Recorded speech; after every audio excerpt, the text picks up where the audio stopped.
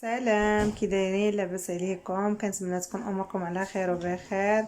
اليوم غادي نحضروا البغرير ان شاء الله كما كتشوفوا معايا في الصوره. سهل وسريع التحضير، بطريقه سريعه، وكيجي غزال وداخل فيه السميد كما كتعرفوا، صحي. ودوزوا معايا الطريقه كيفاش سريعه. المهم البنات كما كتشوفوا عندي هنا زلافه ديال السميده. هنا لا بغيتو تعبروا بالكيسان، عبروا بجوج ديال الكيسان سميده في كاس ديال الفارس. انا نص زلافه هي كاس ديال الفارس، وفي نص معلقه صغيره ديال الخميره الكرمه، وواحد القبيصه ديال الملح، وواحد الشاشيه ديال الخماره وحده، والماء دافي. وغادي ندوز الطريقه. غادي ناخذ واحد الاناء بحال هكا، وندير هاد القبيصه ديال الملح وهاد القبيصه ديال الخميره كارمه، وغنضيف عليهم الماء دافي على هاد الشكل. وغادي نضيف هاد الكيس ديال الخميره حتى هو على هاد الشكل. وكما كتشوفوا راه ما كتخليه لا يخمر لا والو، في صوب بلاص كطيبيه. وغنضيف السميد وغنضيف الماء عينكم في ميزانكم، ما يكونش جاري، ما يكونش قاصح. وعاد نضيف الفارس على هذا الشكل، نضيف الماء.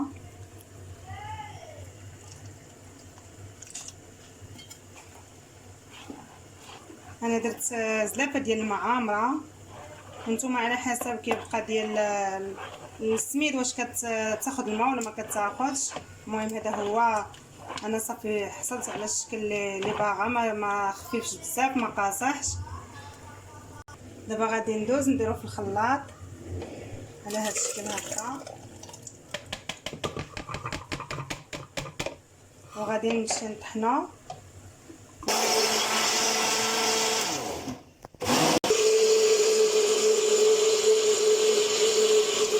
والبنات كنحصل على هذا الشكل في ما دايره بحال الشكل د الرغوه، والعجينه هما كما كتشوفوا ما خفيفاش بزاف ما قاصحاش بزاف، كتجي على هذا الشكل هكا. وفي البلاصه دابا المقله عندي كتسخن، غادي ندوز نطيب وتشوفوا معايا كيفاش. البنات كما كتشوفوا المقيله هي هذه، عندي صغيره، كناخذ هكا على هذا القياس. المقله عندي سخيفنه، كنضيف على هذا الشكل، كنضيف على حسب نتوما بغيتوها رقيقه ولا غليظه. انا متوسطه، وكندوز نديرها فوق البوطه. العافيه مهيله، ما مجهداش وما قليلاش بزاف، متوسطه. وكتبقى راه كما قلت لكم اسرع طريقه للبغرير، ويقدر اي واحد يحضروا في مده قليله. يعني تعرف كيما شفتوا غير كطحنوه، فوا كطحنوه كترجعوا كدوزوا طيبوه، يعني ما كتاخذوش الوقت بزاف. هانتوما كتشوفوا انا البغريره ديالي كيفاش كتفوق، يعني هكا باش تعرفوا بغرير ناجح معاكم. ما تخافوش منه ملي كيبدا يتقب كامل. صافي فوا كيتقب كامل كما كتشوفوا معايا هكا،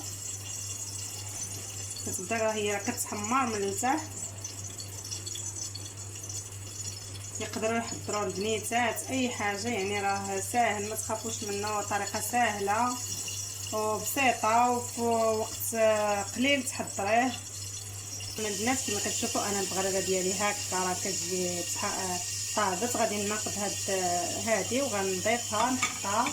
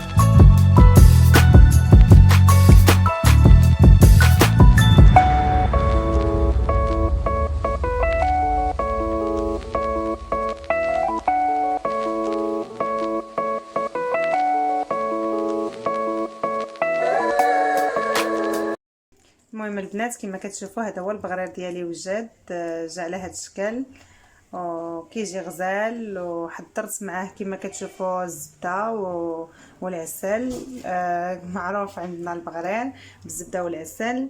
وكنتمنى تجربوه، راه كيجي غزال، ما غاديش تندموا عليه وبطريقه سريعه. وكنتمنى تشجعوني والمزيد ان شاء الله.